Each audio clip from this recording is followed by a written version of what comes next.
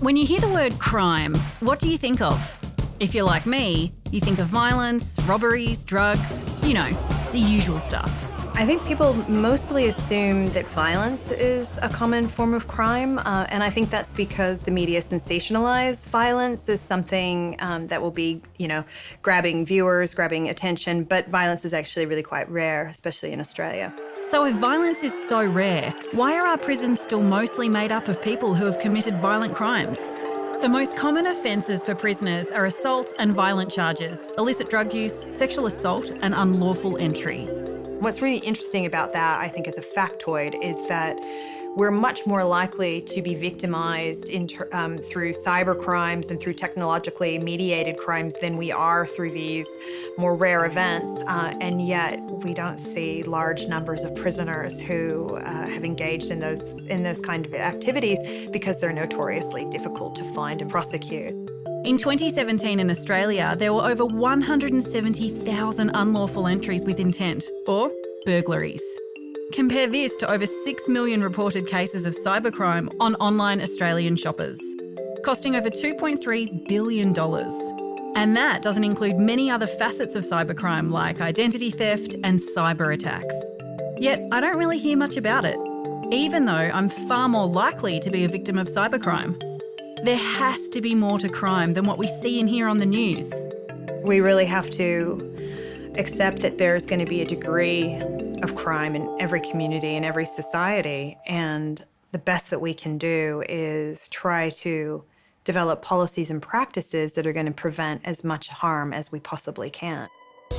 This is Myanmar, a nation of approximately 53 million people located in Southeast Asia.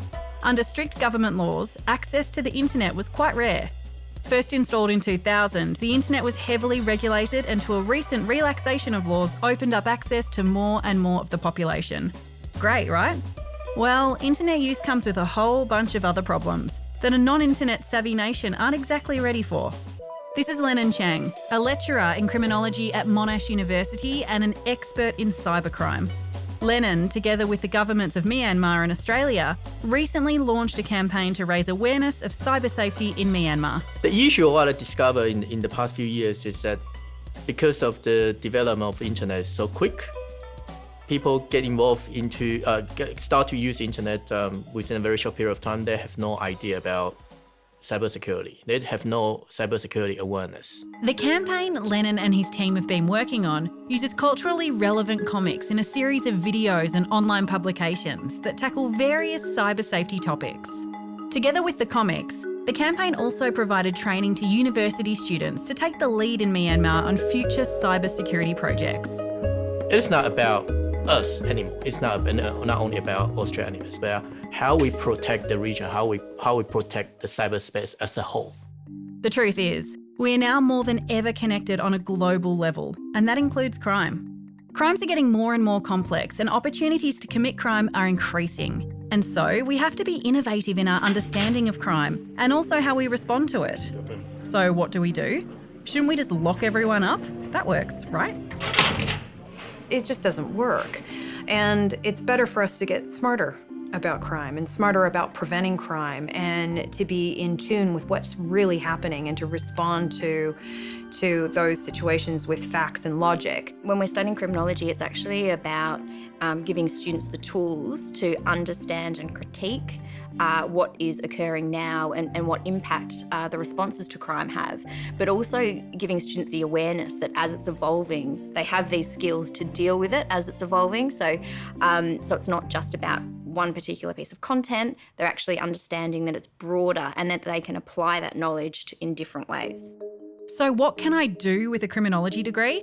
Criminology and the criminology that we teach, I think, here at Monash University really encompasses a broad range of fields, and our students and the skills that they will get from doing criminology degree here at Monash will be able to go into a multitude of different fields and be able to contribute in meaningful ways from the education that they'll get here.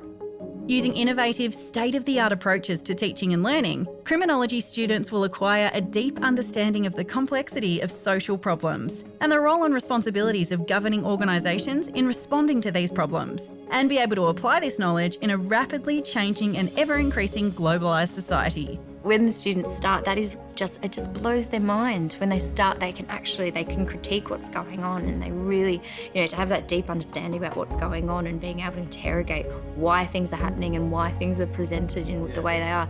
It is exciting to be able to do that, and then, to see what's going on, see what's going wrong and how you could impact on it. It's exciting.